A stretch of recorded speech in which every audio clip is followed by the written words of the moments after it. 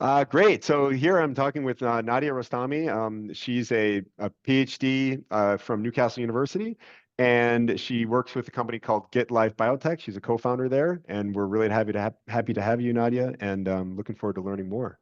So welcome. Thank you very much. Thank you for having me.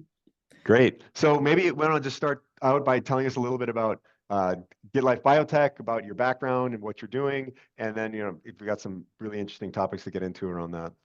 Brilliant. So GitLife Biotech is a spin-out company from Newcastle University in UK, in northeast of UK. So what the company does is that we have generate a biosecurity system for engineered cell lines. So if you think about anything that is genetically modified for production of any product, a lot of time and effort has been invested in generation of that cell line in a way that is optimized for production of that particular product. So that cell line by itself is an asset. So it is particularly honed and optimized to produce that product in the highest yield for the cheapest media that you can grow and feed it, and to the highest volume and quality. So we have innovated a IP protection system for biological assets, and the way that we do it is through the genome of the cells. So we put modifications on the genome of the living cells, and we record those modifications on our digital platform, which is a cloud-based platform, and link the two together. And by doing that, we link that biological asset to the rightful owners. So if somebody else obtains your biological asset in a way that they have no right to financially benefit from it, you can follow that up and you can take actions against that. Wow, that's interesting. I mean, I'm been aware of the fact that it's difficult in some cases, particularly within medicine and food flavorings and things like this, to you can patent a molecule or a solution, but it's very difficult to police this, right? Because you have to obtain a sample of it, and then you might have to actually do some sort of chemistry to identify that it's an exact replica or copy. Yes. Um, Now, for lay people like myself, because I actually, not that I lost you there, but it's not clear to me exactly then how that works in terms of the practicalities of it. So maybe you could explain like a use case or a case where a customer comes to you. Do you have to work with them? Like and then also how that when you propagate these biological assets out into the world, like maybe they're being used in some practical application. Yeah. How do you make sure, like through the manufacturing process, that that tag is included? So maybe you could elaborate on that. So. Yeah.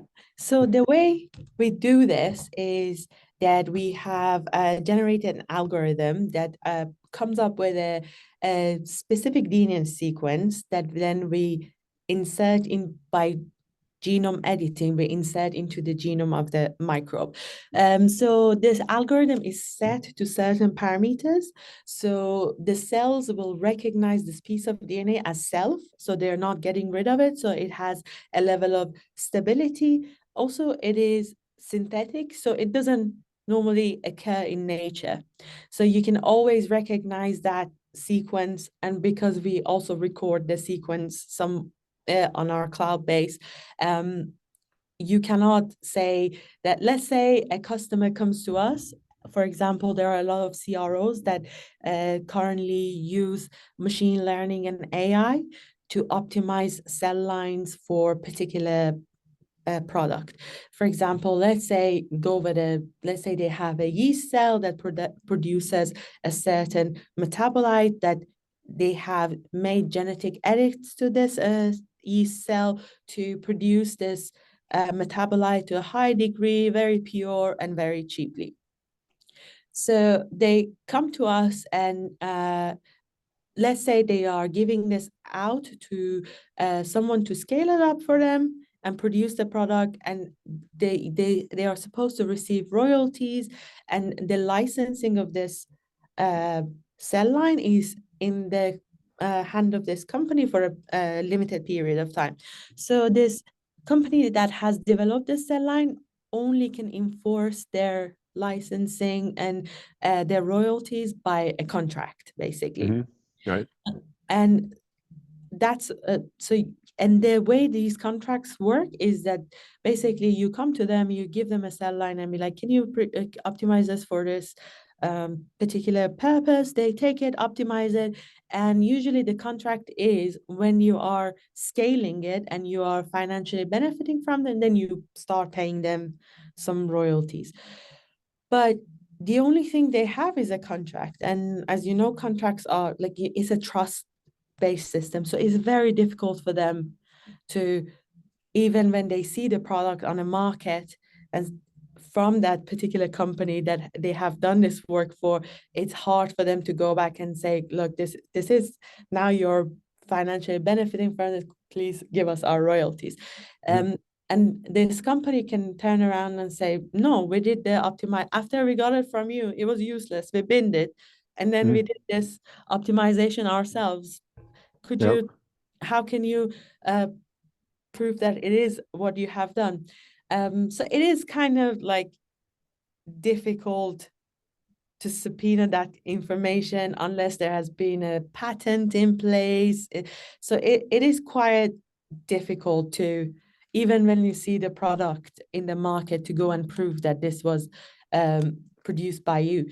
On the other hand, this company can turn around and say, no, we went and we surveyed a lake in America and we found this naturally occurring thing there.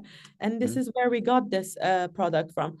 Again, because there is nothing synthetic that is not occurring in a, it's hard to prove that this is not the thing that you have developed in the lab for them. Hmm.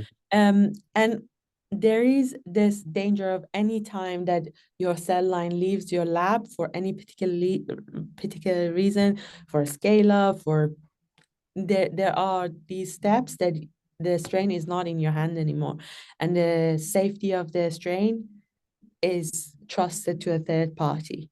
So it is always good to have a deterrent and a measure of security for what you have produced.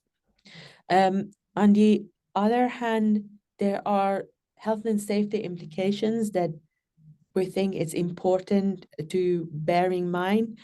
For example, if you had something, let's say COVID, I think COVID is something that we were all affected by and something people can relate to.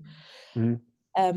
Imagine if like the COVID and all the labs in the world were supposed to have this sort of system in their microbes that they were studying. And Hmm. when, if there was an accident and breach of that, you could easily sequence the microbe and be like, yes, this came from this lab because this uh, DNA sequence is registered to the lab X or Y. So that you could at least follow where the health and safety wasn't practiced the best. Um, Okay. yeah. And so then, so when you create this tag, so say I'm creating a bioasset like this, I mean, like thinking I mean, I suppose would like a molecule, like a flavor molecule with something I know about, would that qualify? It's basically like it can be a Let's say like a patent. flavor molecule like vanillin or lactic Okay. acid or Right. something that is used in food industry. Let's Right. say you work on this E. coli strain, the Uh, specific strain or whatever strain that you're working, and you take out all the genes that are not useful to your purpose and put mhm. in some other genes that is allowing your cell line to produce, I don't know, 10 times more vanillin with cheaper than its counterpart. Mhm. Um, so that cell is valuable to you because you have Mhm. spent a lot of time and money Mhm. to to be able to get this huge yield out of. Right. Uh, so that cell line will be protected. Now, this DNA sequence that if you want to like think about it as like a DNA barcode that we put in the cells will not be then found in the molecule. Yeah. It will be on the genome of the cell. So your product, your end product, is not influenced by that. So you would still have to trace it back to the or facility of or location of manufacture of that molecule as being done in a cell that had this tag on it, more or less, right? Um, Yeah. so if it's 100% pure molecule, it Yeah. would be a little hard, but you know how DNA is, it's quite Mm. messy and it's everywhere. So it's Okay. hard to not, same way that I assume you can pick up a DNA of someone that has been in a place, Yep. probably be able to pick up traces of a DNA of a producer of a thing on a molecule. But this, I'm not saying from experiments we have done. I'm just saying from my Sure. um, But still, it's a deterrent for infringement upon valuable IP because, I mean, in these IP dispute situations, there are investigations, right? Like if you have, and again, like I mean, this is a problem in the food ingredient industry. Like it's very difficult to prove, infringement of IP. It's very difficult. And I can imagine in the biotech space, it's probably even more valuable, right, to protect that IP, and equally difficult to trace. So has there ever been like a what happens if this kind of evidence that you're creating gets introduced into a court case? so Has that happened yet? uh, not yet, because we are the first people that are trying to basically do this as a service. But we had some legal advice on this, and to because such a thing has not been entered the law, Mhm. and so it will just add to the weight of evidence for a, so basically if there's not, if nothing, it will give you the entirety of history of how this thing has been generated. Okay. So, and that is traced through our digital platform. Let's say you're engineering a cell and there are these steps involved from day one. So it produces a like a snapshot in time, captures the snapshot of what has been done to the strain over the time. Hmm. So you have this well kept frozen in time record of it online, Hmm. registered online, and then you also have the physical link, which is the DNA sequence that is in the cells. So it's it adds a lot of weight to the evidence for. Okay. And how you say it's a spin out of Newcastle. Yes. How did was it a problem set, like an idea, like this idea came out of a problem that needed to be solved, or was it more about like a solution? How did it happen that So that this funny thing is, this idea came from a problem that a lot of academics have. It started off as an academic project, uh, and it evolved to what it is now. So every now and then, if you are working in a university with different cell lines, you receive an email mhm, and someone asking, does anyone has this blah blah strain of this? mhm, And everyone's looking in their strain collection and everything, and it's some a lot of labs have owned this thing at some point, but the postdoc who was doing the work has left. The -80 has melted 20 times and samples have been moved around. mhm. Sometimes the writing on the like tubes that you have saved the cell line has rubbed off. So it and the other thing is, like, for example, PIs that have big groups and there's a lot of turnover of students, PhD, sometimes even within one group, they have difficulty locating a certain strain.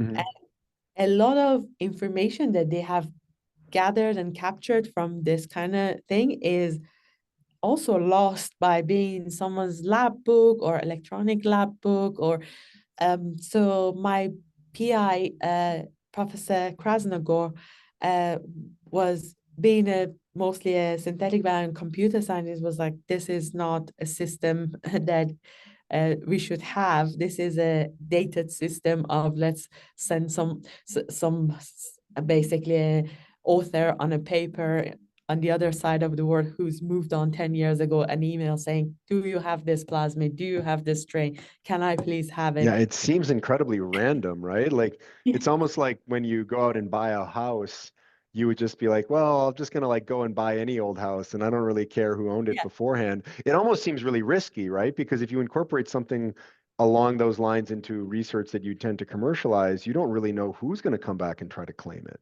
right? exactly. Yeah. So, and for a long time, I think academics didn't care because the projects were like short term and they weren't getting any royalties or any commercial benefits from their work. They were mostly doing it for love of science and for sake of science. So Mhm. they had their findings. The aim was to publish a paper, and they have published a paper. They tried their best to save this up, but because there is nothing dedicated in basically keeping that strain in one place and always knowing where this is, it it gets lost naturally. But especially over many years. Like if you're a PI for 15 years, how Mhm. many 3 years, 4 year student you had, postdocs you had that come and left you. So it's a bit of a mess. Mhm. So his idea was like we should have one place that we capture all the information about all the genetic engineering that we have done, not as a lab book. It's not a lab book that you have this information under a mountain of, oh, I did this other experiment, I did this is the results from this other project. So no one has to be digging and Mhm. going down rabbit holes to find things. So it's kind of like an ownership registry. I mean, this is very helpful to understand it. I hopefully people are listening also, like, because it's super fascinating. You can definitely see the problem set, but for somebody that comes from outside the biotech space, it's a bit abstract. It's kind of like a cross between like property registrations and blockchain, right? Because you keep like very detailed history of the ownership. Maybe you can even take a look at like who worked on things. Like, yeah, it came from this Okay. lab, then this lab took it, they made these modifications and things like that, right? You Yeah. can follow the history, you can follow what has it been done to it. Like genetic engineering by itself is, with all the advances and everything, is still very difficult to do.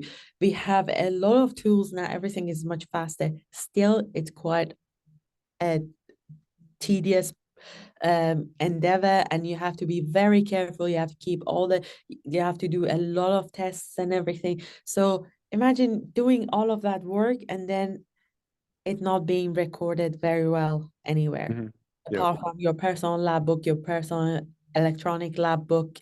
It's, these tools are very valuable, but they are not centralized and they are not easily accessed. You have to you go down a rabbit hole. You have to dig in a lot of other kinds of information to find the specific things that, but to have all of that centralized, it's really easy. Let's say you're after a strain, you don't care like all the work and results and how this, all the important things that other scientists are. You just want the strain for another purpose. You can Mhm. just Google that, find that, and look, find it, where is it, and acquire it from that person that still has it, and it has kept all the information on it. Okay, that's super interesting. So, what's your kind of target customer group then? Is it corporates or is it more universities that seem to be, from listening to you speak, it sounds like they develop like large portfolios of these over time, So, right? for our target, we have two distinct targets. One is academics. We Mm. would really like the academics to use the system to record every like strains that they create, because every lab generates so many Hmm. different strains throughout their life. Each PhD student produces a lot of strains, and these strains are useful to someone out there. Hmm. You know, and it would be good if people could basically find that strain, obtain it, so they save time and money, Hmm. And if potentially it can generate some income for the lab, for the Hmm. university, for the institution, that's really good outcome. But to have this only accessed by certain, available this information to certain people, it's limiting.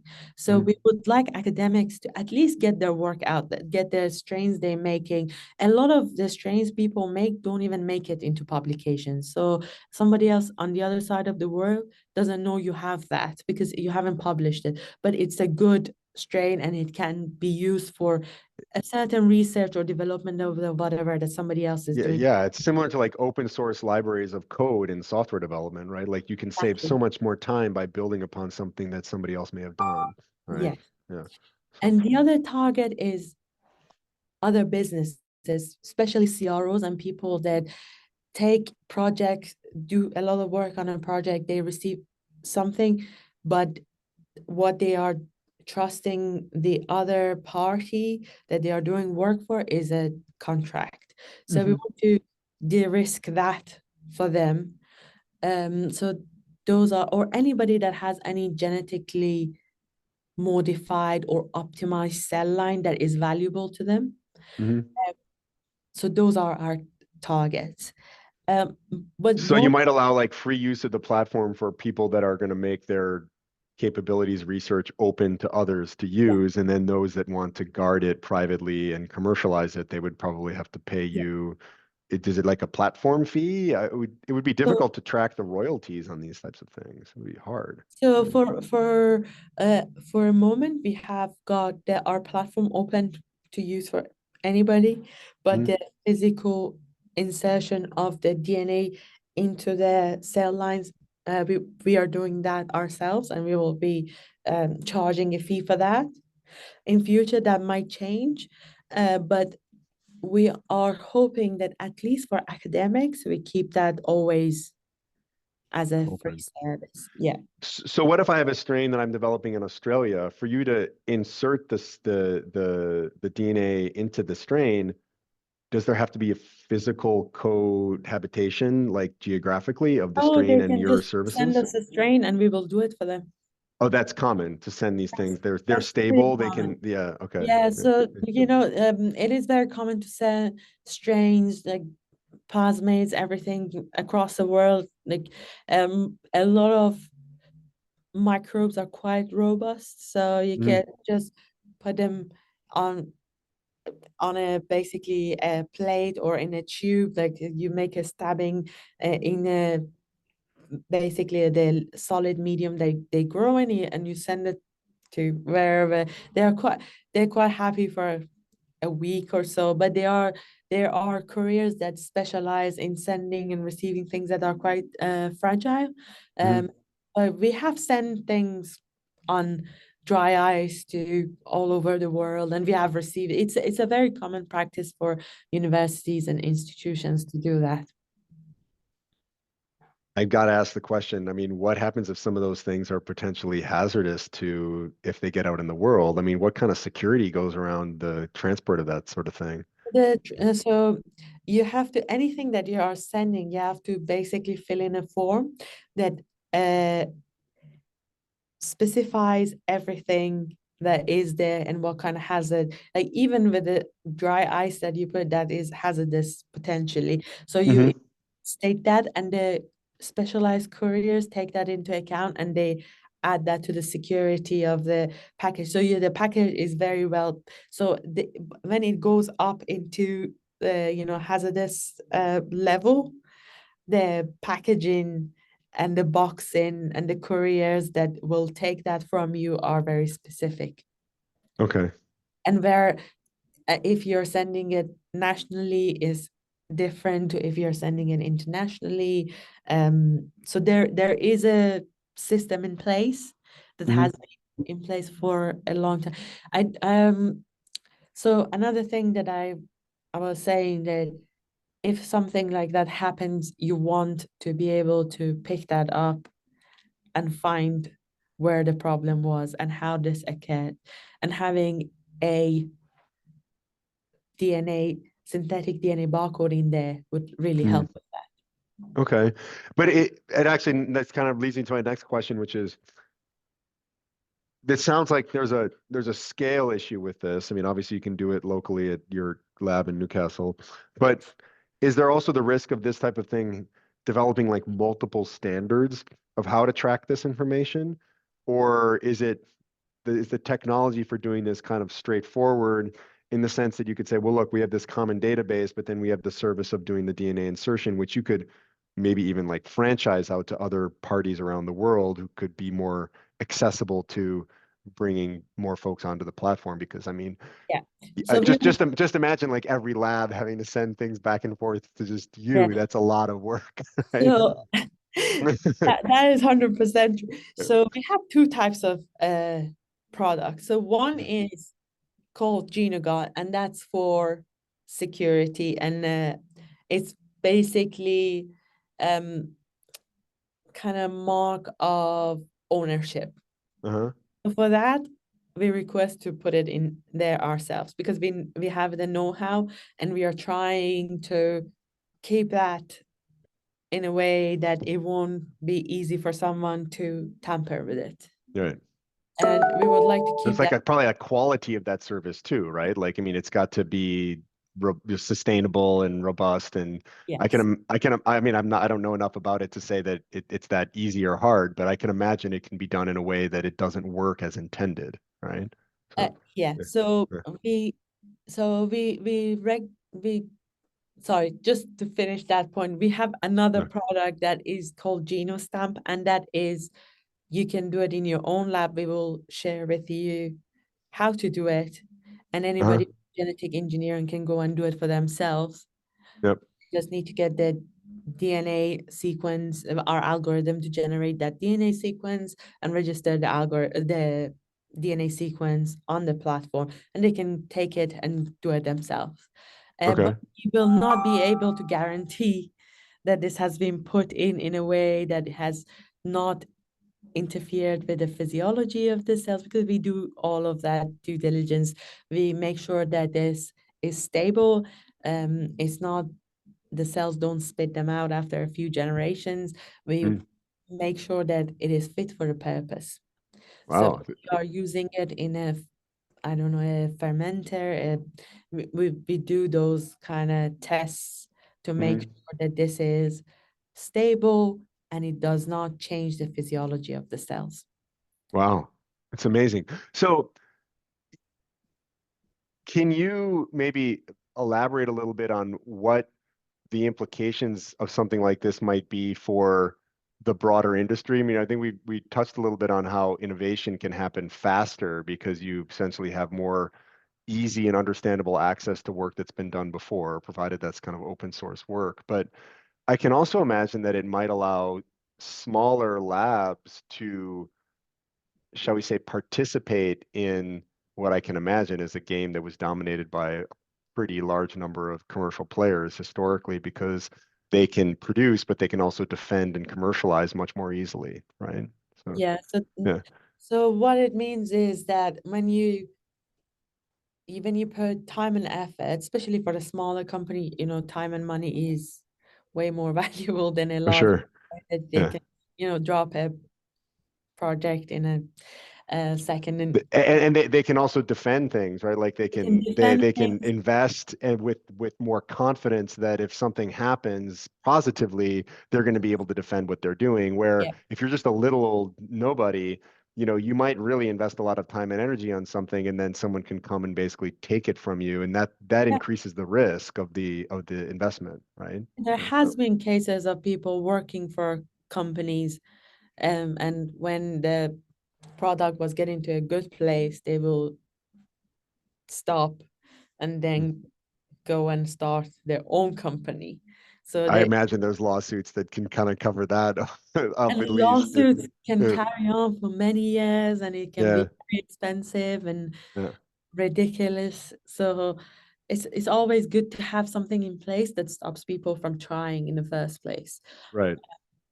Which again, I think I have I we our company also has a patent, and as you go through these process of sort of trying to protect your IP, you realize that even if you have a patent as a small player, if there's a big player that wants to infringe it, you have a problem, right? Yeah, And so you would hope that a big player just doesn't want to have the reputation of infringing patents, right? But yeah, in reality, if they really wanted to do that maliciously, they probably could, right? yeah. And Also, there is a period of time, you know, let's say you have a cell line that you're going to patent.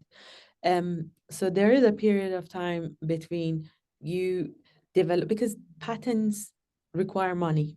You have to Mhm. spend about 10 grand to obtain a More patent. more than that, I can tell you. More I than think that, like like, by the time you get through all of the argumentation, it's probably more like 30 to 50, I think. yeah. Yeah. And Yeah. then you have to also have a yearly, it has a yearly fee that you have to pay as Yeah, it depends upon how frequently, but yes, there's a maintenance yeah. cost of this. Yeah. Yeah. So with there are people that they're starting something and they can see it's going somewhere good, but they will wait till the end to patent it. Mm, There is this period of being vulnerable before the patenting has actually happened and the things are going well for you. And what if you patent it in the middle of the way, the rest of it is not protected. All the other things you will add to this system, whatever. Depending upon what you've disclosed already, but yeah, Yes. it's very dangerous, of So what course, is to yeah. disclosed is protected, what is not disclosed is not Yeah. protected. So it leaves you vulnerable. But if you have something in place from the first step, Hmm. shows this work is being done by you, and this is Hmm. how you're this every step of the way. It's very by a third party that has nothing to do with your business. It Hmm. doesn't gain anything or lose anything based on your information. It is, I think, strong argument. Yeah. Um, yeah. So kind of back to the same theme, what impact do you think that the general public will feel as a result of this sort of thing? I mean, I just maybe I answer the question in two ways.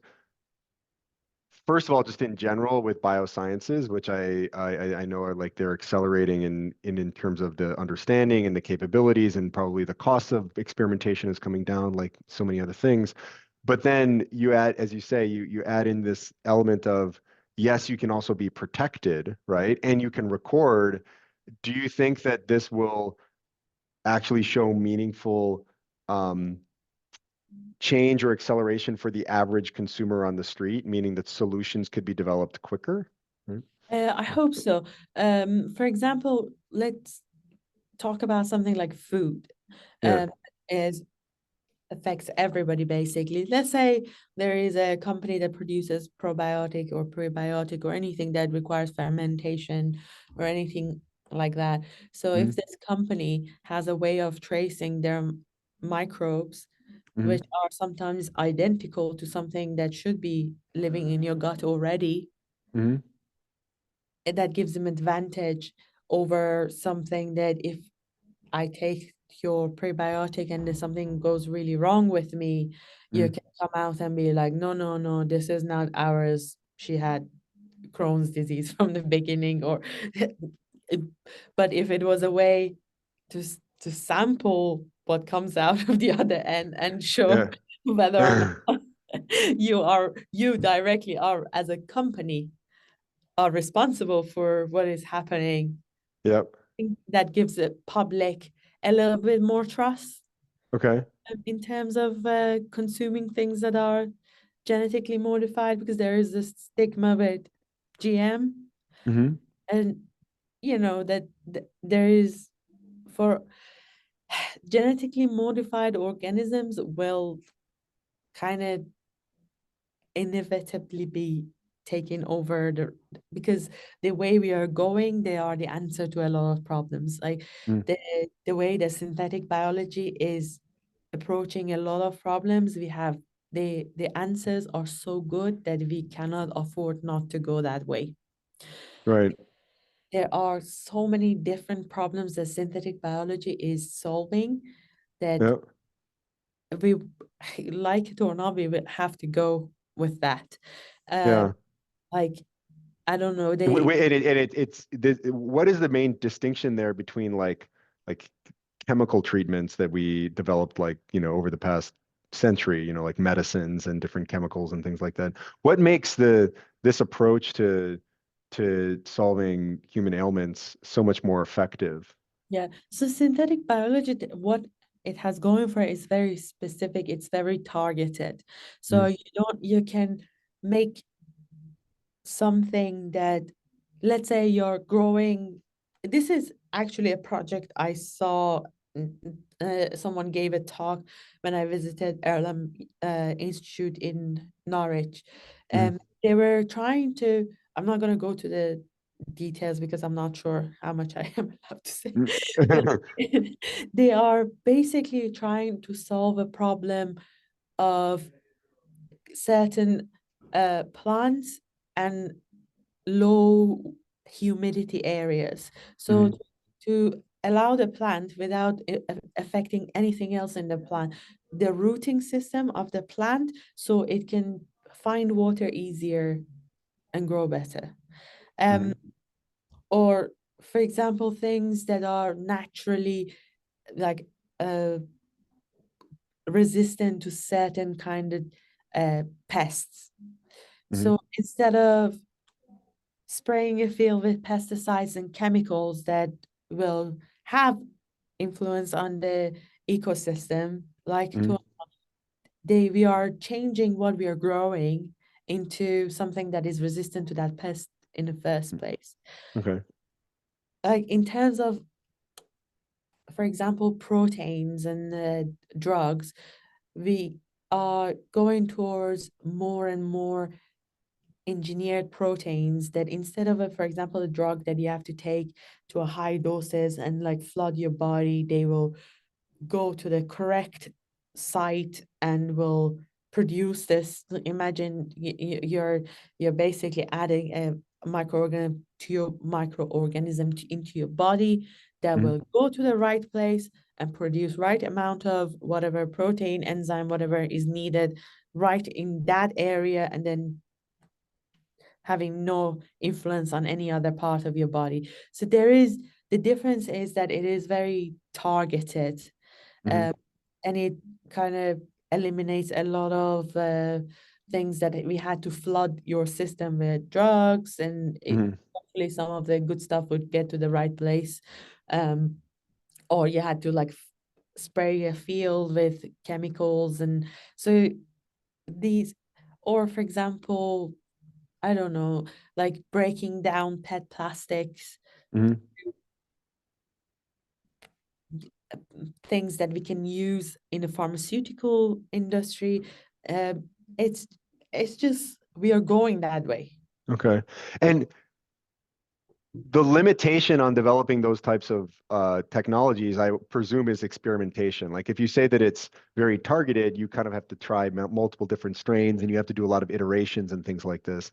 Is is that is there a parallel to like even the development of machine learning in a way, in the sense that if you can process more of these potential solutions and test them quicker, then you basically can arrive at solutions faster? Like Most of the what is it that determines like the length of that innovation cycle?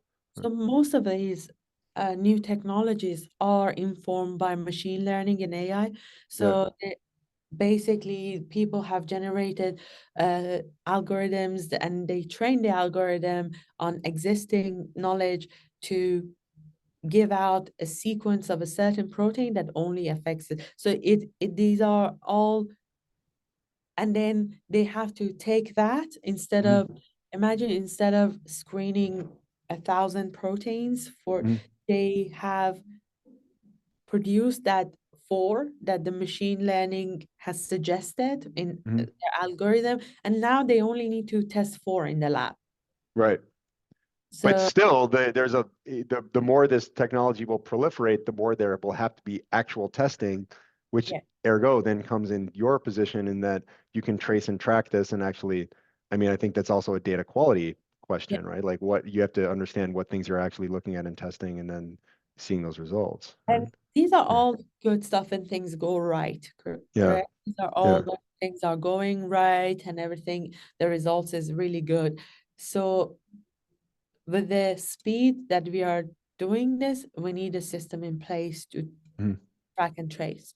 And Yeah. this is what we are trying to do. Yeah. Uh, when things are going right, obviously you can never test, you can never say, oh, things uh, are working, but you have to always prepare for when things go wrong. Right.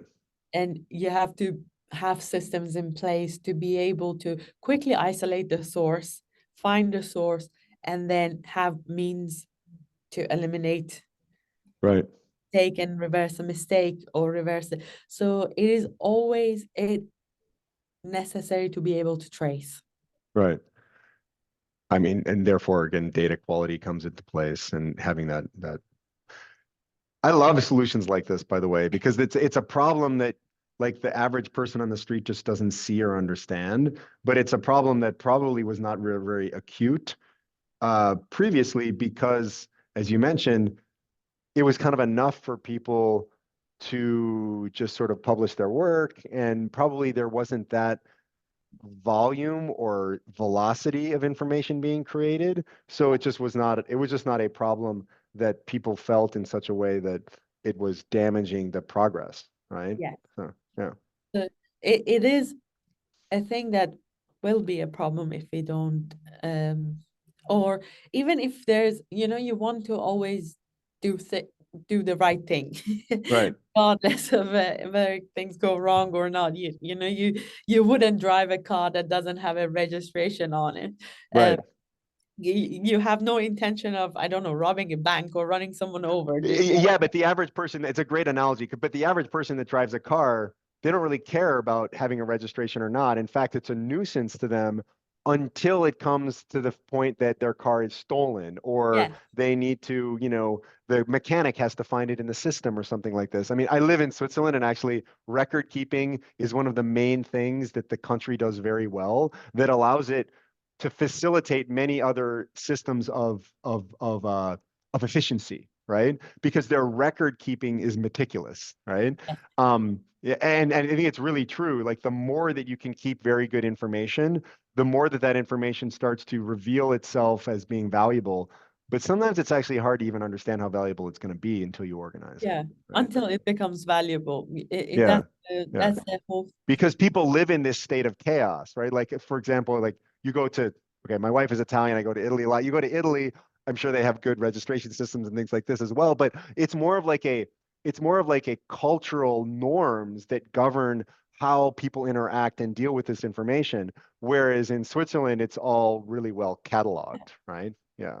So Um, yeah. So I'm sure, like, if you wanted to find something out in like find a trend of something, it will be much easier to look at the records in Switzerland, what, Yeah. and then somewhere else that didn't keep meticulous record. Yeah, absolutely. And I mean, I used to work in e-commerce. I always use this analogy. When you look at Amazon, they were very meticulous about data tracking and data collection from the very, very beginning at a time when it didn't really require them to do that. Like they could have had a competitive advantage nonetheless, right? But over time, the fact that they had all this information allowed them to make much better decisions. And once they were far ahead in terms of that data acquisition and also the knowledge of how to use it, it was really difficult for others to catch up, and I think it even still no one really has, right? The only thing that has happened is there's been some challengers from a geographic perspective, but I think in the geographies where Amazon operates, I think they're still like amongst the best because partially in large part because of that data and that they've collected, right? And basically they achieve something that nobody else, Yeah, just like, by being organized, yeah. basically. Imagine, like, many years ago you couldn't have imagined buying something from your sofa and it tells you when it's going to be at your house, never Yeah, mind the next day. yeah. So it yeah, I And the think precision on or the precision on which they do it also globally is pretty amazing. You don't realize it unless you interact with somebody who's trying to sell something online who's bad at it. Then you really realize the yeah. difference, The precision comes from having the information, Yeah, collecting the information, systemic information collection. So yeah, that is something that is the most powerful, and that's something that we are very passionate about. We want to have that information because we know that there will be a time that we need to Mhm. look at all of that and, find a solution for something. Do you think there are extensions of this type of application? I mean, again, it sounds to me like it's a lot like a cross between sort of, you know, property records and blockchain, right? But just in a like a Yeah, biological setting, right? yeah, Yeah, yeah. So that's basically it. yeah, Just like a um, proper just yeah, that's a really good yeah. description. I'm gonna use that in future. You feel welcome. Do you think that there's other applications then besides outside of the lab? Like, basically anything that is an organism essentially could be more or less Yeah. identified, right? Yeah, So, anything that is an organ, and you will be surprised like how many like products require an organism to produce them, like from the mm. laundry detergent to everything A really. lot of probiotic products and like actually enzymatic, supplements and things like this are becoming much more popular because they Yeah. are very effective actually, I right? mean, look at So, the fermentation business is huge, mm, and it is for microbes, and there is production of beer, bread, yeah. anything you think of, like yeah, One yeah, could also argue that there's a more sinister or potentially negative aspect of it, which is like we touched on it before, like things that are potentially harmful. I would think that eventually governments would become interested in making sure they have a cataloging of all of this stuff because they want to keep track of what could be potentially, negative, right? Like, I mean, yeah. like Mission Impossible kind of things that you can So they have imagine would happen. Yeah, so we have this kind of like system in place of like categories, and but if you want to breach those, you don't want it to be from a, I don't know, something that is you want to, if there is an organization that should be doing better, Yeah. you don't want them to, this kind of accidents and things to happen from them, at Right. least. Right. I mean, in a way, COVID, this was also just sloppiness, right? Yes. Yeah. If you agree or if you believe that it potentially may have been, developed in a lab or Look, the came from a lab or social something like that, right? effect Yeah. of not knowing. Yeah. Look at the downstream effect of not knowing whether or not COVID was an Yeah. accident from a lab, was it on purpose, was it? So the imagine all the downstream, like the polarity that it caused in the society, and the Mhm. damage in the political issues and things like that. It's enormous, and that came from, all originated from, oh, was it a man-made thing, or Yeah. was it an accident, was it from a lab, or was it malicious, like what was the, so Yeah. And everyone lost confidence in the system basically because there was no everything, system, yeah, right? In the end, there really was no system. And then people are like, really? Like in today's day and age, like you can't figure this out, right? and people expect, you know they the average person Yeah. might not know the systems that are in place, but the person imagines that there Mhm. is a system in place, but Yes. sometimes there isn't. Yeah, this like this big brother idea that like people will Yeah, look out, governments will look out for you. I think, well, I mean, there's so many other areas where governments have been exposed for potentially not being capable in this regard, exactly. but yeah, And yeah, you want to at least know, like, what, the effects would have been, I think it would have been very different if we could have from the beginning been like, this came from this place with yeah. confidence. This was the mistake that we made. Actually, like Exactly. this, we traced it back to this. This is how it can be avoided again in the future. Yeah. Because I mean, really, as far as I understand, no one's really built a defense mechanism against this happening again, right? Yeah. So, It's so, but the only thing is people are like, oh, there's going to be more pandemics. yeah. It might happen in future. Mm. And so should you, yeah, like what has been done to stop something like that to happen again? We don't know how to do that because we don't know where it came from, how it came about. There are speculations, there are, educated guesses, there are all sorts of things, but we don't know. Yeah. That's But of that's it. course, if you had been tracking many of these things just as a matter of course, because there were other obvious commercial reasons to do so, then you would be in a better position. I generally believe that people adopt things for two reasons. Either there's a commercial reason to do it, or government enforces it, right? I mean, Yeah, I that's think really the only two ways that things yeah, change, right? yeah. So It's either through policy or it has some sort of money. yeah, It yeah. it makes a difference to someone's wealth. So, Yeah. Unfortunately, so, yeah, we're still very basic organisms, right? Like, money yeah, is just our way of hunter gathering, I suppose, right? We're not. yeah. It's Yeah, a so. new yeah, it's the new meat you bring home. Yeah, So exactly, exactly. Listen, this has been super interesting. Apologies if it maybe took me a while to kind of unpack exactly what it's doing, but I do think that is for me, that's a great way an interesting way to think about it, is that it's basically record keeping for biological assets, but it's not as simple as writing things down, because you just can't, there is no traceability. It's not like, oh, I just give this a number. You have to do a relatively sophisticated procedure in order to make that traceable, right? yes, So you have to yeah, link it physically into the record. yeah, Uh, so you yeah, it's imagine like if you have a cat yeah, and has a chip, yeah, but the chip is not registered to anybody. Or yeah. But even that, the chip can be lost, it can be taken out. I mean, like, yeah, but if the making chip all is this a sticky part, is important. Yeah, exactly. But yeah, if you take out the chip, you will kill the cat. You can't ever. yes, that's true. Yeah. Yeah, yeah, it's very interesting.